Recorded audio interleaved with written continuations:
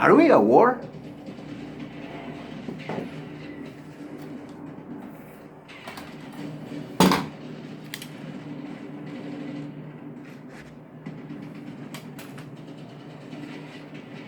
Hi guys, welcome to the Ellen Show.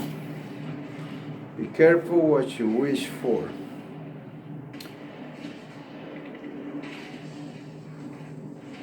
There's a quote that says, "Only the dead has seen the end of war." Look it up if you want to know who said it.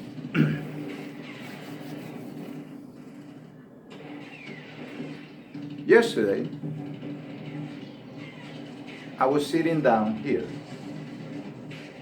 in my little cocoon, my little studio for the Alan Show. And then all of a sudden, somebody somewhere outside, somewhere far, what must have been a firework out of this world, boom, shook me, but it does surprise me. Ignorance is just getting bigger and bigger.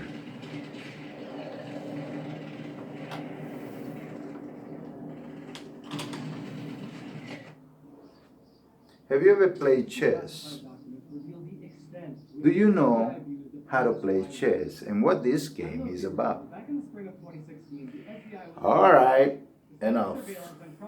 Everybody gotta sell you something, right? It's free, so you can't complain.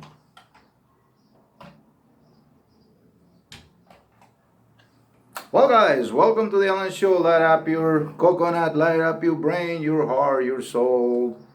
We're running out of time. I have very little props today because what I'm going to talk to you about is very important. Guys, I come from a different background. And it's different cultures, different cliches, and different superstitions. We have a saying that it's hard to translate it because it's more like an emotion. But in the neighborhood, sometimes when something happens, right, it could be people or it could be the devil. So people are very superstitious about the devil over there. So growing up over there as a kid, they always talk about this thing. Was it people that did that or was the devil? Did you know? And thank you for those who subscribe, who like, who comment. Thank you. I appreciate it. I love you with all my heart and I wish you the best in these times of ordeal. After all, my show is to try to illuminate you, illustrate you, or inspire you to get over these situations and other situations without any scratches by using my life experience that helped me through different crises, different situations, and also my education as a salesperson, being a person that always was on commission and I had crisis after crisis every month and I had to figure it out how I was going to succeed at the end of the month. One moment, please. Did you know that in this world, not too long ago, just a couple of decades ago, man, there was a war. I don't even think it's 2 decades ago. Perhaps, yeah. There was a war because people didn't like the way other people look, not the color, look. They call each other's names until they couldn't call each other any more names and they went at it. Look at it. Google it. I'm not going to tell you because if I do everything for you, what's the point of me? I'm not your parent. I'm just giving you an illustration why you are where you are and how you're going to get out. Or you want to stay locked in for the rest of your life. Check it out. It was a horrible, horrible war, by the way. It was one of the most shameful things of within the last 50 years, I believe. Shameful. Since World War II, and Vietnam, that was a real shameful thing because it was completely avoidable. Completely avoidable. 100% avoidable. But they let it go, and they let it go, and they let it go. Perfect. Divide and conquer. In the movie Gladiator, I always pay attention to art because life imitates art. The crazies come up with something, and then the rest of the people just follow through. In the movie Gladiator, there's a scene where he comes in and they're face to face with the enemy, the Romans and the barbarians or the people of the Central Europe, and they're trying to conquer them and they want to defend themselves. Well, there's two types of things when it comes to war, and I'll get to the scene in a moment. You have the conquerors and the conquered. I love this issue of chess game. Don't play with me because I don't know how to play. So they look at each other, obviously, I'm going to hurt you, right? And they're looking at each other, but they have to wait for their commander sign, right? Now, the other guys are using force to try to win this battle. And as we know, the Romans created so many techniques and weapons to destroy their enemy, they were always surprised. So, as you see the movie, in that scene specifically, he comes in a horse and he's the gladiator, right? The centurion, the knight, the whatever you want to call it. He comes in and everybody, the master of war, right? He comes in, he talks to his commander, and then he instructs them. And the commander, right, the guy in charge of the troops there, as he's talking to him, he says one line that I never forgot till today. He said, people should know when they're conquered. You could spare a lot of troubles, right? Let's talk about that today. After World War II, and why do I talk about these things to you?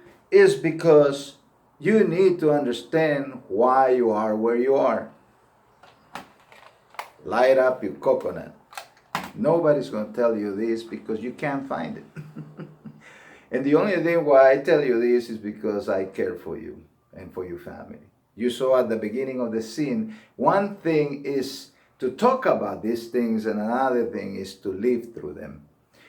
I have a video on YouTube, I guess I looked at it, and it says 10 hours of war nonstop, meaning 10 hours of battle. Boom, boom, boom, boom, boom, boom, boom. Remember the Iraq War when our troops went out and began the war, and it was a showdown. You could see it on TV, going those rockets up for hours and hours. A lot of people think the wars are like they see them on TV. No, not even close. Cut, there's no such thing as cut. You could starve to death while there's a war because you might not be able to get out at all unless you want to get. So be careful what you wish for. A lot of people are very programmed by TV, and that's why they don't understand the ground they're stepping on. Real quick, let's go to my map here because I want to illustrate something to you. And it has nothing to do with divide and conquer because they cannot divide you unless you allow that to happen. And how do you allow that to happen? By not being able to know who you are and try to figure yourself out on other people. The war that I talked to you about the faces and the looks of the people, it happened not too long ago, and the reason why was because they kept feeding these people, the ones that were going to be conquered, that the minority people, they were a certain look, and it went like that for months and months and months until these people say, well, we had enough. And then they went at it, and it was no contest. There's certain things that you have to understand when you are not the strong in a situation. A lot of Romans, when they went to conquer, they were not the strong, but they had all the techniques and all the things to first psychologically get to people, and then second, if that wasn't enough, they have different ways, different tactics of war, like you see in a chess game, that they will use to take people that were strong in numbers, but they were not strong in army style techniques. A lot of people, they see a whole bunch of people and they think that's strong. Yeah, that is strong with people who are not armed and they're not ready to respond. But when you have people that is ready to respond, well, let's go back to the movies. You saw the movie 300. It's a little exaggerated, but it was not true. I mean, it's not completely a lie. There is some courageous men out there that can multiply themselves in times of work or conflict. You saw that fly or fight, right? Where when you have masses, when they see danger, they just scatter and they leave you behind. That is only when SHTF, right? Nobody think it's going to happen to them. Well, ask yourself why they allow you to do what you do. After all, if you did what you did today in other countries, you will not last. America is a very tolerant and benevolent country. I don't care one side or another. I think we got bigger fish to fry and we need to get busy right away. We're running out of time. And I'm going to give you a little illustration of what's going on so that you understand where you need to focus on and win your battles. First of all, America has been divided as a household.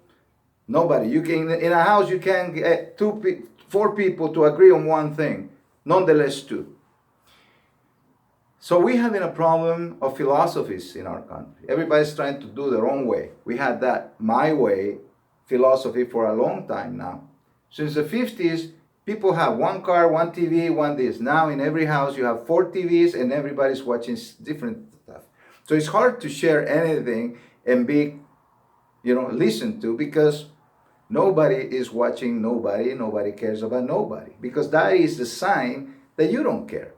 Now, when you see these expressions coming from the home to the streets, you can see that people will pick something to be together. And that is what we're talking about. When somebody wants to conquer you, they're going to pick your passions. They're going to say, okay, let's see what the X family and the X family don't like of each other, and let's use that as the motivator. And the devil is a liar. So he likes to stir stuff up. He cannot force you to do it, but he will put it out there in a way of promotions, advertisement, propaganda, all kinds of things. You're not that this, you're not that. What that brings me to the word envy. The word envy, not by me, but by the dictionary, and if you can Google it, and please corroborate, go to the library, do something for your life before it's too late. It's right there. You can pause it and read it completely. There are 2 definitions here: feeling of discontent or resentful, lounging around by someone else's possessions, quality, or luck. I like the word luck. And then desire to have a quality, possession, or other desirable attributes belonging to someone else. The argument that we have today is not an argument of 2 people of different colors. The argument is who's got the most or who's got the least. So I don't care one way or another. What I want to know is how we're going to solve a problem that perhaps is insolvable while our nation cannot afford that at this time in life.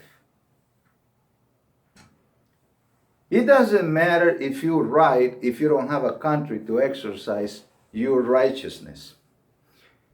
So while people are out there entertaining themselves, some of them are putting their own life at risk.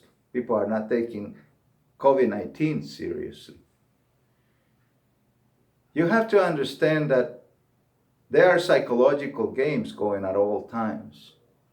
And sometimes, just when you thought you had it all figured out, that's when you get caught in the trap. I remember watching these people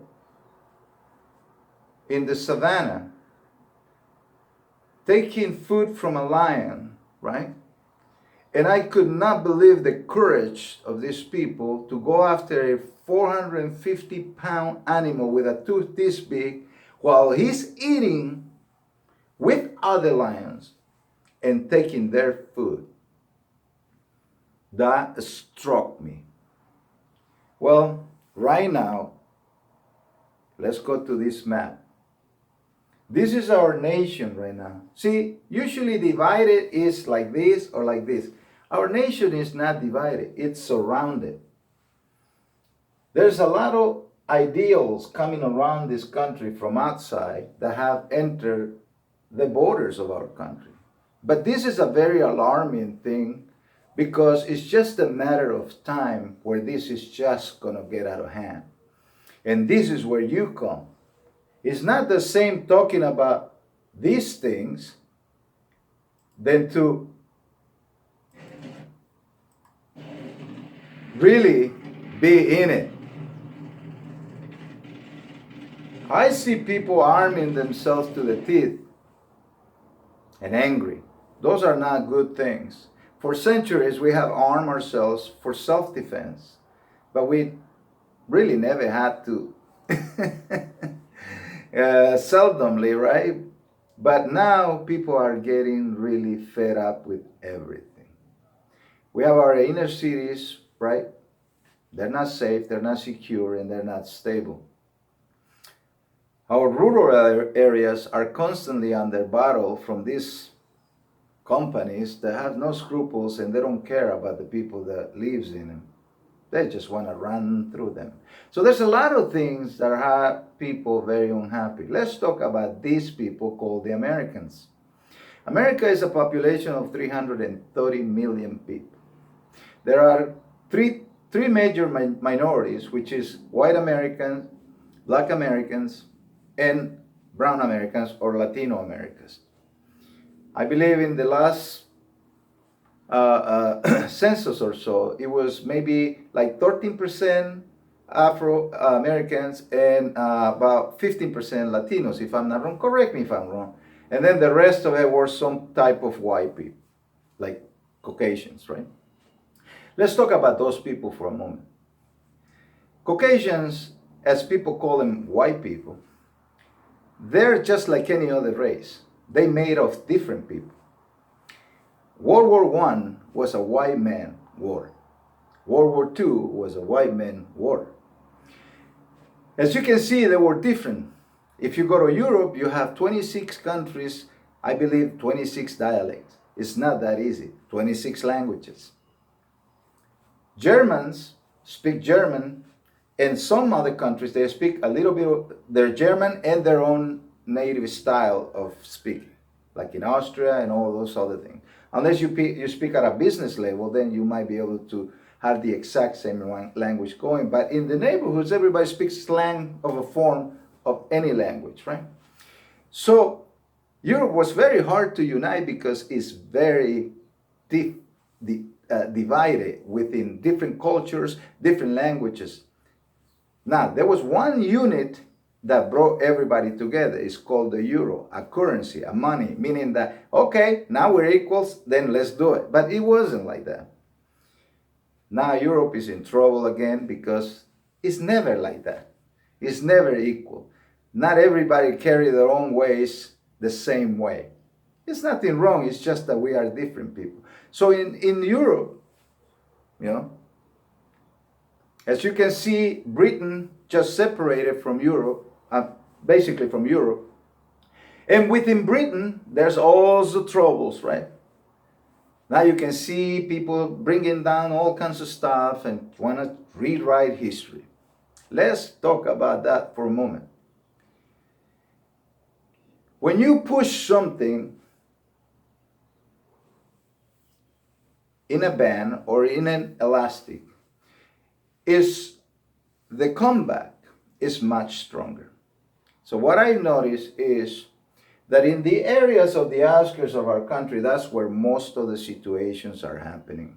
People are unhappy around all of this area mostly. You can see it in red so that you can see it better. Let me get closer here. Guys, I studied this. Sorry about that. My show is not edited, so please bear with me, okay? I'm trying to do this. So as you can see, we have Alaska and Hawaii, which Hawaii, I guess, is also has this idea of inclusion, right? And then you have two ideals here. One is, they call it liberal, but let's leave it at inclusive. People want to be more inclusive with other people. And then you have another idea called the conservative white idea, to maintain certain values because of their own identity, because of their own heritage, right? Now, here's where it got really tricky. And I've seen this happen before. Now, one thing is when you go to a country and you conquer the country and you start tearing their heritage down. Another thing is when you think you conquered the country and you start doing that. You push the rubber band, but you still haven't got the effect coming back. We are living very, very scary times right now.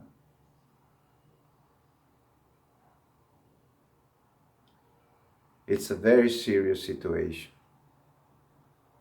Here you have the conservatives being gathered towards the center of the country in a motion of expansion. Guys, these people represent the majority, obviously, right? And they represent a people of heritage of fighting these type of things for history. The country was established according to their history, right? As a persecution of religion, of their beliefs. And look what happened then.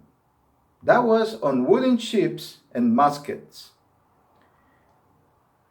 As I thought about this on Sunday, I didn't see much religion being expressed out on the streets. What I saw is all kinds of ideas and, well, guys, your personal differences don't belong on the street. They belong in your home. If I like Coca-Cola, I don't have to force everybody to drink Coca-Cola. That is wrong. Because Coca-Cola doesn't keep my country safe. That's not what keeps us from the world.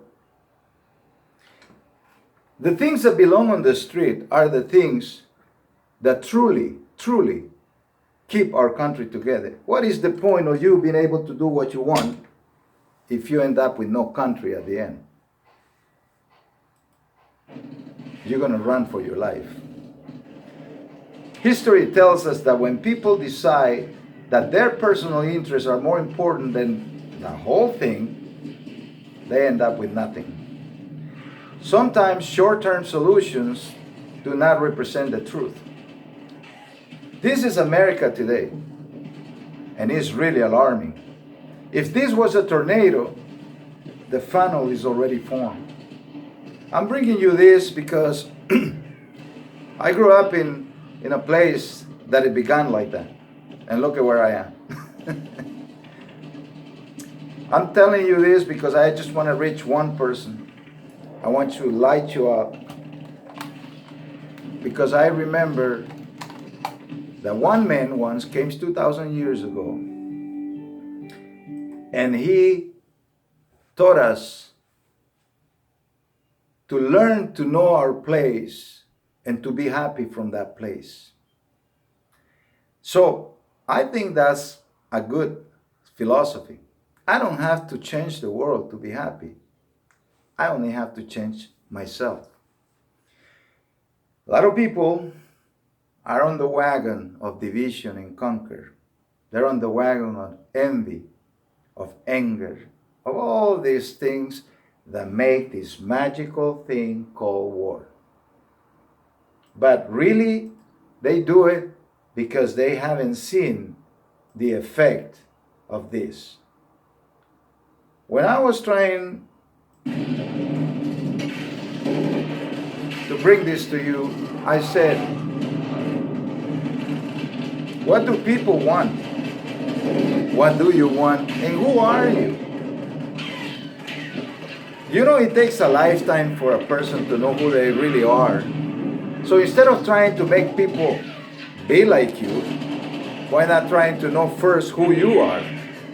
Who you truly are, know who you want to be. Believe me, it will keep you busy for a long time. And as you know who you are more and more, and who's your heritage, then you're going to begin to respect other people's heritage, because you might be envying those people who you are. It makes absolutely no sense. But propaganda and chaos divides and conquer. That is its own essence. And the devil is a liar. Deception are his weapons. Go ahead and check your heritage. Perhaps you're fighting your own people and not knowing it. Before we go out there and fight something and we find no response, we might really be scared. I respect all races and all creeds, all countries and all languages, because I'm busy trying to see where my happiness lies, and I'm not nobody's happiness. The moment you start hearing that, you don't want it to be too late for you to realize. Innocence, You're not a right? dish. Innocence suffered. Peace established by individuals who give out their personal interest for the safety and love of others, not putting others at risk. That is selfish, envious. This country was not built on a scandal. This country was built on courageous men that went and put their chests out there against an army that was coming to conquer, not its own people. We saw what happened later when this thing happened again. And all they did was, hey man,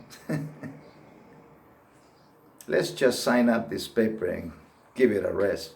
See, completely avoidable. Don't take sides. Take pride in who you are as a country and stop tearing things down. If you're an artist, you know how hard it is to do anything, even a scribble. So just don't do it for the sake of, just respect art, regardless. If we were to take everything out, then we should all go back to the dark ages and the caves. But if you're waiting for the noise to begin, I hope you're ready. May God bless you all. And remember, easier said than done.